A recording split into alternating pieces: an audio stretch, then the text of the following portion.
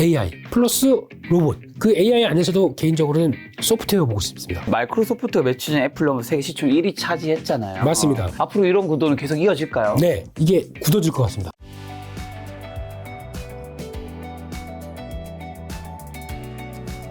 대표님과 이제 올해 첫 방송인데 지금 1월 17일 코스피가 2435 마이너스 2.4% 정도, 마이너스 2.4% 정도 폭락이라는 단어가 들어갈 수 있는 거죠? 화를 내면서 좀 방송해도 되겠습니까? 오늘 같은 날은? 네. 코스닥이 833 마이너스 2.5% 떨어졌는데 현재 한국 증시 한번 점검해 주시면서 왜 이렇게 1월 달에 이렇게 분위기가 안 좋죠? 왜 우리만? 그러니까 미국은 또 어떤지 얘기해 주시고요. 네, 요즘 동향을 보게 되면 뉴스 보시면 많이 아실 겁니다. 최근에 나오는 시장 분위기가 뭐 지정학적 리스크가 어쩌고 저쩌고 불안불안하다.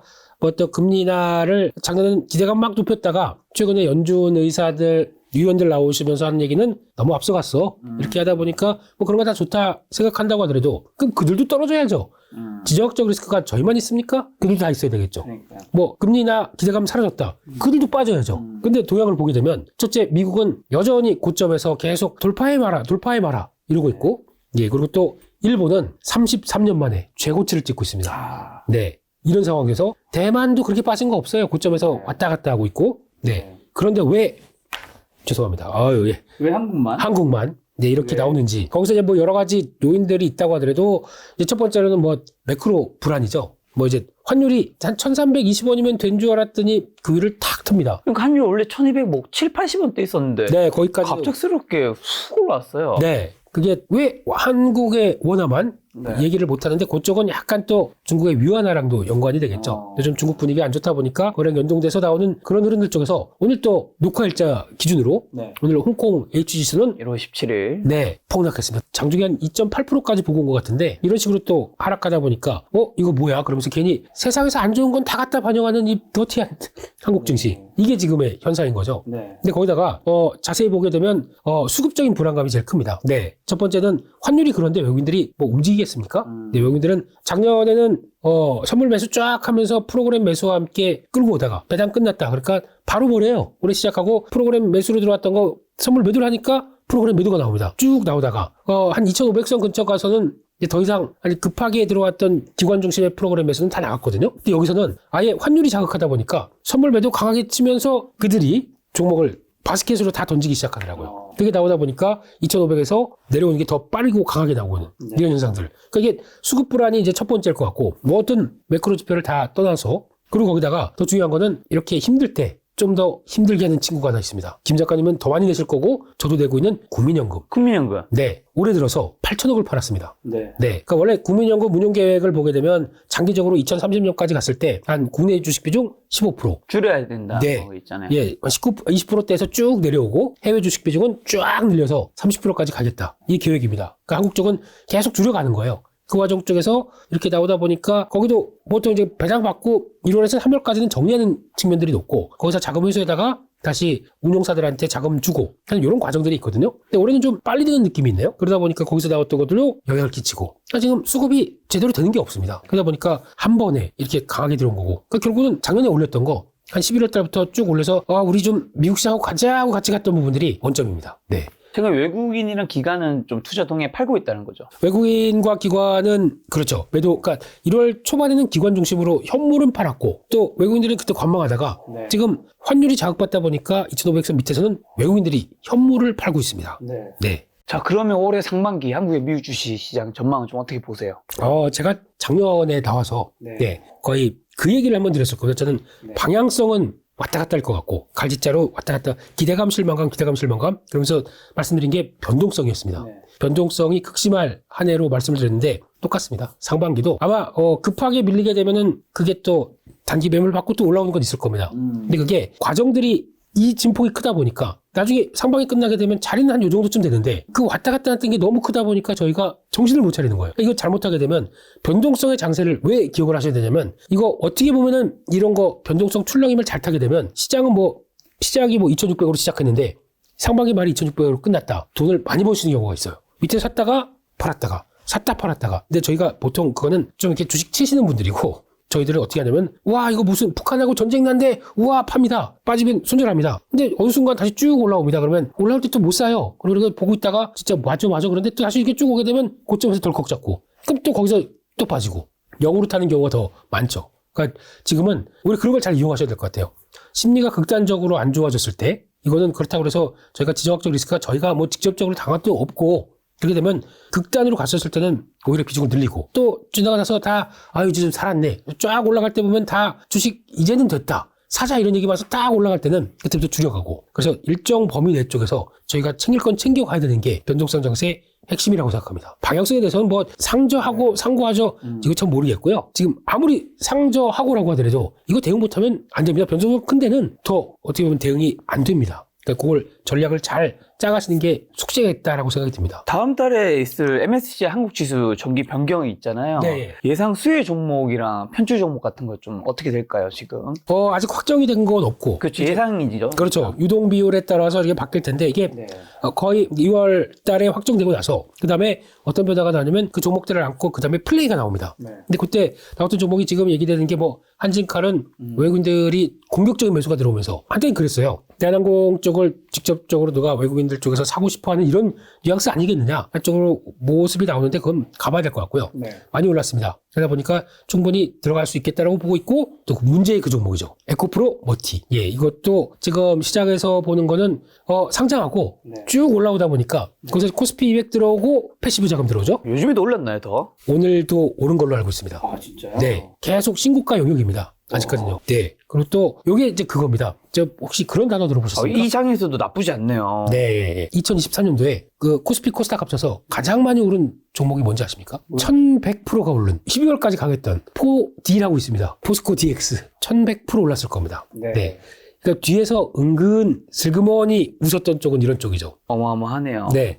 근데 그 막판에 올랐을 때가 어떤 변화가 나오냐면 코스피를 이전합니다. 이전할 걸 앞두고 거기서 이전하면서 그쪽으로 들어가는 패시브 자금이라고 그러죠. 코스피로 들어가고 코스피 200 안으로 들어가기 시작하게 되면 그를 추종하는 자금들이 따라 들어오면서 그걸 같이 매수할 수밖에 없는 현상. 그렇게 되라고 미리 주가를 막 푸시를 합니다. 그게 작년에 또 하나의 투자 아이디어였다고 하게 되면 올해도 이런 종목들이 하나가 탄생하는 게 뭐 에코프로 머티, LS 머트리얼즈 이런 것들. 이것도 다 그런 쪽에 가깝게 들어오는 종목이죠.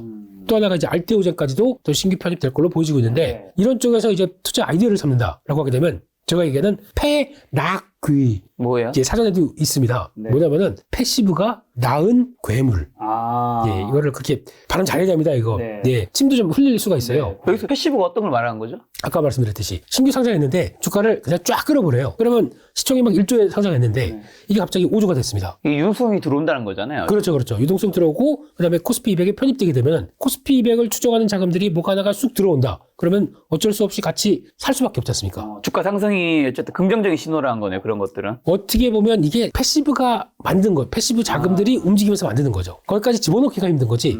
집어넣게 되면은 누가 사줄 거야. 대표적으로 많이 하는 게 연기금이지 않습니까? 네, 그래서 작년 같은 경우 나왔던 게 두산 로보틱스. 그것도 그렇게 되면서 나왔던 연기금이 커지면 커질수록 더 살 수밖에 없어요. 시총에서 비중들이 높아지다 보니까 그런 것들이 나왔던 현상 이런 걸 봤을 때는 MSCI 들어가는 게 그런 효과를 노리고 있다. 네. 그런 것도 보게 되면 이런 종목들이 그럴 가능성도 있다고 봐야 될 것 같고 네. 최근에 또 그 종목이 있죠. LNF 코스피 이전에 얘기가 나왔습니다. 네. 그러니까 코스피 이전을 할 텐데 언젠지 모르겠지만 포스코 DX가 코스피로 넘어가기 시작한 열흘 전부터 그런 패시브 자금들이 유입되기 시작하면서 쫙 달렸거든요. 그리고 LNF. 예, 그것까지 생각한다 그러면 혹시 저것도 그런 종목 아닐까라고 또 시장에서 바라보고 있는 거죠. 네. 네, 그래서 그런 거를 일단 지켜는 보시되 그런 동향이 나왔다 그러면은 뭐 이용을 해볼 수도 있겠지만 중요한 건 저희는 펀드멘탈보다 좀 다른 쪽에서 움직이는 차원들이 높기 때문에 이거는 딱 손절가 잡고 이상으로 밀리기에는 아니야 생각하시면서 대응하셔야겠죠. 편출 예상 종목들도 좀 있나요? 편출은 별 의미가 없습니다. 편출된다고 해서 거기에 따라서 뭐 어떤 주가에 심각한 변화가 나오는 거는 그 전부터 편출 가능성이 있다고 하게 되면 그만큼 이제 유동성이나 주가 흐름들이 떨어졌기 때문에 큰 의미는 없다고 봐야 될 것 같습니다. 네. 그 최근에는 정부가 폴란드 방산수출 2차 기업 마무리 작업에 착수한다는 소식과 대북 안보 리스크 부각에 힘입어 세계에서도 뭐 전쟁들이 끊이지 않으니까 방산주는 뭐 주가 나쁘지 않았던 걸로 보는데 어떻게 보세요, 올해? 시장이 불안하고 그 북한이 우리 정은희 아저씨가 이것만 하기 시작하게 되면 요즘에 갖고 뭘 쏘더라고요. 쏘는 건 벌써 한 몇 개월 됐고요. 아예 이제 우리 북한의 주적은 대한민국이다. 뭐 딱 명시해버리고 그리고 거기다가 이제 언제든지 전쟁할 준비가 있다. 들어와 이렇게 얘기를 하다 보니까 방산주가 오늘 같은 날도 주가가 빠지다 보니까 또 자극을 받더라고요. 또 제가 알고 있는 빅텍, 포스텍 네. 이게 방산주의 요만한 종목인데 무슨 지정학적 리스크 물면은 빡빡 올라가는 종목 중에 하나입니다. 네, 그것도 오늘 뭐 20%인가 올라갔다가 종가는 제가 못 봤습니다만 이렇게 나오는 것도 지금 현상인 것 같은데 중요한 거는 자 그러면은 지금 중동 쪽에서 지정학적 리스크 있죠. 그러니까 작년부터 나온 변화입니다. 2년 전부터 나왔던 변화 러시아 우크라이나 전쟁이 아직 안 끝났고요. 중동 쪽에서도 이스라엘하고 하마스 그러고 있고요. 그 밑에서는 또 예멘 반군 후티 반군이 또 막 지나가는 배를 공격하면서 거기다가 서방 쪽 압박하고 있고 도저히 안 되겠으니까 미국하고 영국 연합군 가가지고 막 때려버렸죠. 미사일 막 쏘고. 근데 미사일을 쏘는데 제 느낌에는 재고 소진하는 느낌이 좀 납니다. 그렇다는 얘기는 미사일 쏘음으로 인해서 정리해서 어떤 대상이 필요한 거죠. 그리고 뭐 그쪽으로 해서 다시 또 방산 쪽을 무기 다시 쫙 사놓고 회전이 높아진 거죠.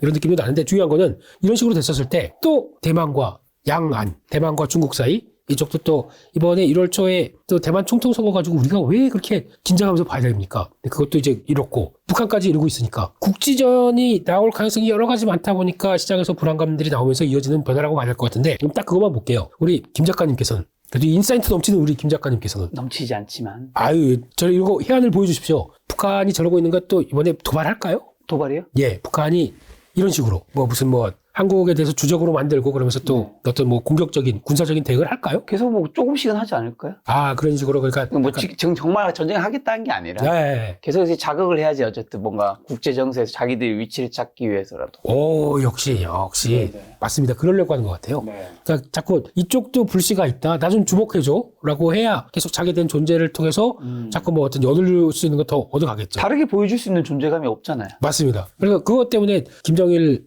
예전에 수령이라고 그런가? 네. 하여튼 그분 전 아버지가 꼭 핵무기는 갖고 있어라. 유언을 남길게 그걸 일 정도로 그렇게 유지를 해가는 거죠. 근데 그걸 가지고 시장에서는 이럴 때마다 가끔씩 보여지고 있는 리스크에 대한 재부각, 북한하고 또 무슨 일이 있는 거 아니야? 라고 하지만 지금까지 한 번도 그런 일은 없었습니다. 그렇기 때문에 물론 천안함 뭐부터 약간 교전은 좀 있었죠. 연평 쪽에서도 그렇고. 네. 근데 그거를 확전으로 시키지 못하는 가장 큰 이유가 일단 북한 입장은 김정은 입장에서는 지금 호의호식하고 잘 살고 있는데 뭔가 부각을 시켜야 되겠지만 여기서 체제 변화가 나오게 되면 자기가 제일 먼저 다친다는 건 누구보다 잘 알지 않을까요? 그렇죠. 네, 그런 쪽에서 일단 이건 세게 나가지만 가장 두려워하는 게 그쪽이 아닐까 싶기 때문에 아마 극단적인 선택은 못 한다고 봐야 되겠죠. 그렇죠. 네. 그러면 그런 걸 다 알고 있는 저희는 심리적으로 되게 불안해요. 그래서 환율 올라가고 외국인들 팔다 보니까 진짜 그런 거 아니야? 하지만 이번에도 똑같습니다. 아마 그렇게 나올 가능성은 없고 시장이 불안하다 보니까 나오는 정도를 주변 사람들이 불안할 정도면 저도 불안하다는 얘기겠죠. 이게 느껴지긴 하겠지만 결국에는 그럴 때가 만들어지는 게 바닥이었거든요. 그러니까 그런 걸 생각하면서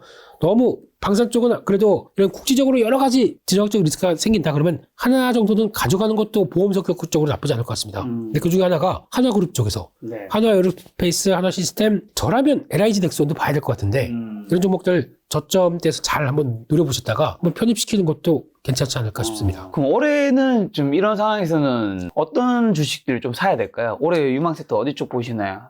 바로 훅 들어오시네요. 예. 제일 중요한 게 뭐 사요? 작년 같은 경우는 한 하반기 때는 계속 반도체 플레이하고 그러면서 저점에서 바닥을 치고 올라가는 거를 기대하면서 움직였지만 이제 또 오르려다 보니까 이제 이거 사이클 맞아? 아니야? 이런 얘기 되게 많은 상황들인데 저라면 올해는 그거 볼 것 같습니다. 어차피 작년부터 올해까지 끌고 왔던 것 중에 하나가 AI. 네, 이번에 CS2024에서 많이 CS에서 보여주는 어떤 키워드들이 한 해 그대로 가는 경우가 많습니다. AI가 대세다 이런 거 많이 보여줬기 때문에 AI 플러스 로봇 이런 쪽들은 성과도 저 무슨 매출액 몇백억 나오는 회사가 시총이 몇 조가 말이 되느냐라고 하실지 모르겠지만 그만큼 한국 입장 쪽에서는 필요한 분야라고 생각되고 있고 성장하는 분야라고 생각되고 있기 때문에 성과가 나는 업체가 작년에 로봇주가 움직인 것과 올해 로봇주가 움직일 건 다르다고 생각합니다. 좀 성과 확인되는 쪽들 그런 걸 중심으로 보는데 올해는 AI 쪽이 트렌드다라고 생각했지만 그 AI 안에서도 개인적으로는 소프트웨어 보고 싶습니다. 네, 소프트웨어 쪽이 훨씬 더 어차피 저희가 아무리 지금 저희가 만약에 패드가 있는데 AI를 켜서 나 우리 김 작가님과 거의 비슷한 이미지를 한번 그려줘라고 얘기를 한다고 하더라도 막 쭉 해서 그럼 안에 어디 AI 칩이 있고 뭐가 있어서 막 학습하고 했던 게 이렇게 쭉 해서 딱 보여줄 거 아닙니까? 근데 엄청난 BTS B가 나왔습니다. 전혀 틀린 거죠? 예?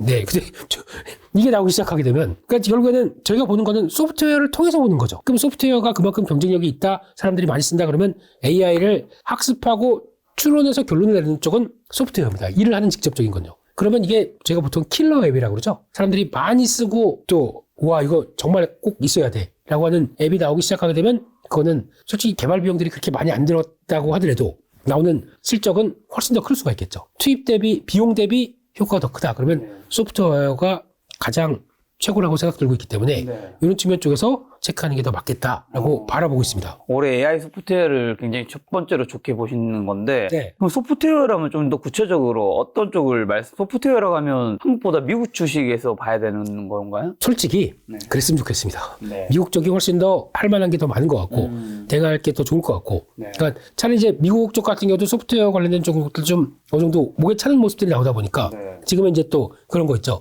AI가 열심히 일했는데 데이터 날아가면 어떻게 라고 해서 관리하는 쪽들 그게 대표적인 게 보안 업체들이죠. 뭐 크라우드 스트라이크, 팔로알토 이런 쪽들은 오히려 앞으로 AI 산업이 커지면 커질수록 기업 입장에서는 관리를 데이터를 해야 될 것 같고 그럼 이 회사들 같은 경우는 더 수주의 기회가 늘어나는 거고 관리를 더 잘해다 보니까 그만큼의 매출 베이스가 더 올라갈 거고 이걸 생각하게 되면 그런 쪽들도 보는 게 맞지 않느냐 생각이 들면서 이렇게 봐야 될 것 같습니다. 최근에 말씀하신 해외 증시가 AI 중심으로 흐르고 있는데 미국 뉴욕 증시에서 마이크로소프트가 며칠 전에 애플 넘어 세계 시총 1위 차지했잖아요. 맞습니다. 앞으로 이런 구도는 계속 이어질까요? 네, 이게 굳어질 것 같습니다. 네. 그리고 이제 조금만 성과를 낸다라고 하게 되면 제가 보기엔 이제 구글도 아마 치고 올라올 가능성이 높다라고 보는데 13년 만이죠? 애플이 내려가고 마이크로소프트가 올라오고 그러니까 이걸 갈랐던 가장 중요한 요인은 애플은 아이폰을 필두로 한 하드웨어가 안 팔린다. 중국에서 안 팔린다라고 하다 보니까 미끄러졌고 마이크로소프트는 오픈 AI 뒤에 있다. GPT 우리 갖고 있다. 코파일럿 한 달에 2.9달러인가요?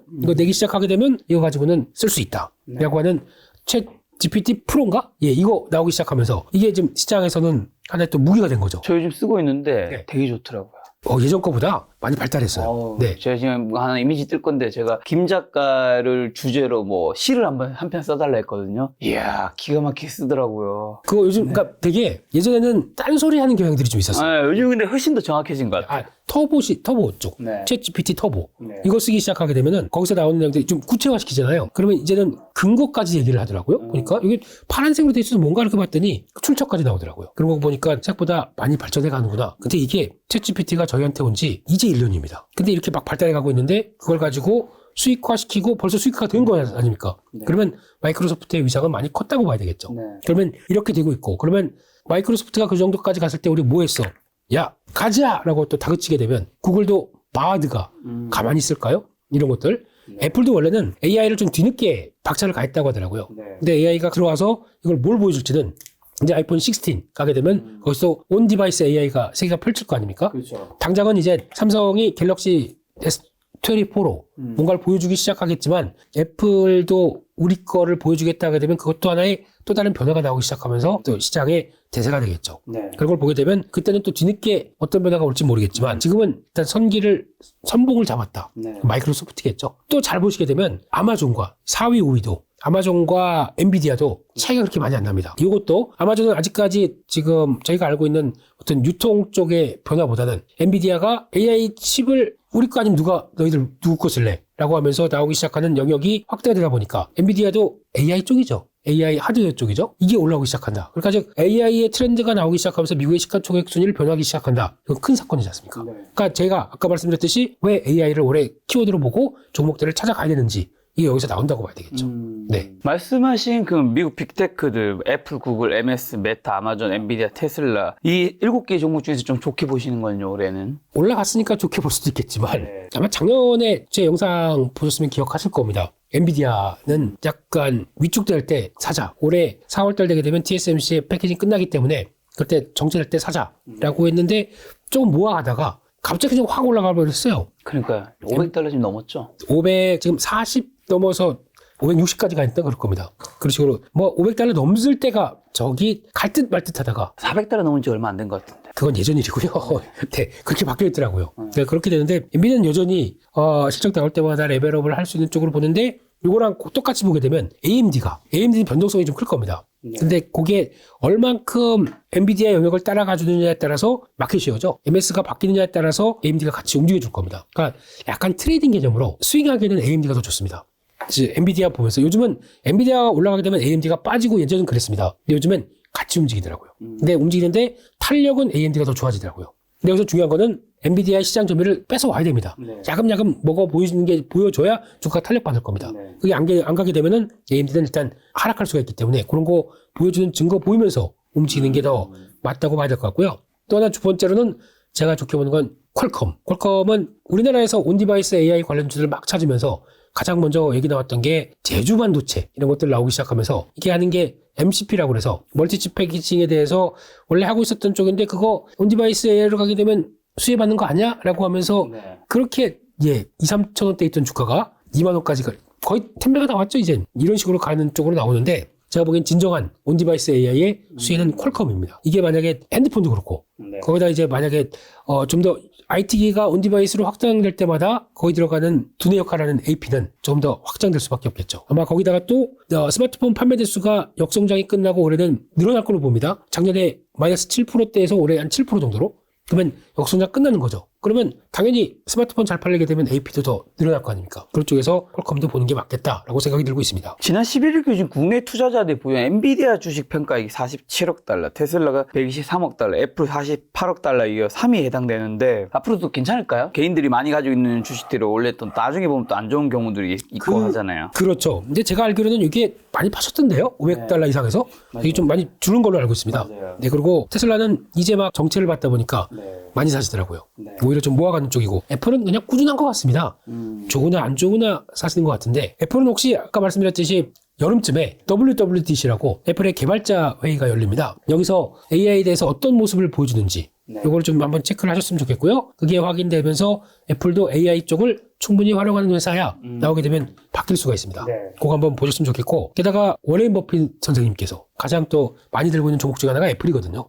그러면 전략적인 변화가 가져갔는지 아니면 더 사셨는지 이런 것도 중요하겠죠. 그거에 따라서 판단도 약간 또 해볼 수가 있기 때문에 그런 것도 보고 애플은 평가하셨으면 좋겠습니다.